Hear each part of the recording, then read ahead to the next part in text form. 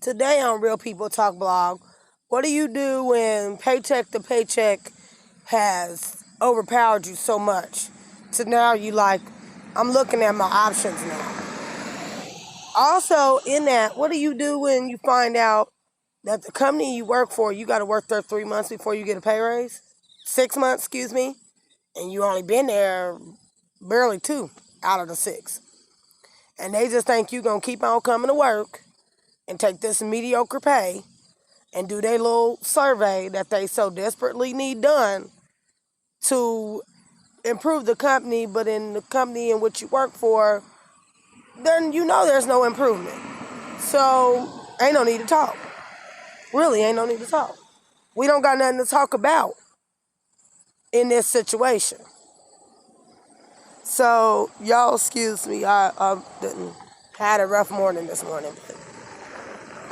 I done a lot of thinking about it, and it's time for me to move around on that. That's really sad, but it's time for me to move around.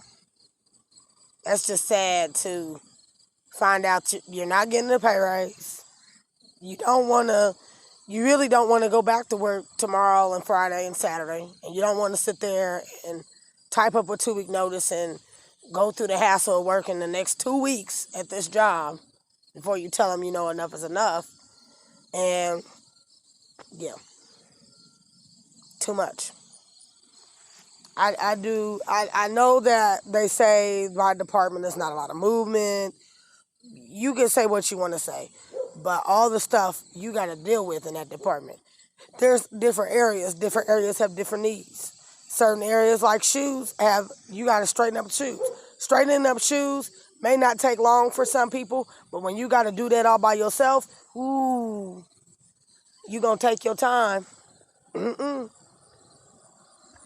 And when you work this job, you don't have time to work a second job. You don't got the resources for all that. Spending all that time and you just don't. You're doing good to get by. For real. And I'm a living testimony working the 5 nights out of the 7 days on a work schedule. I'm tired.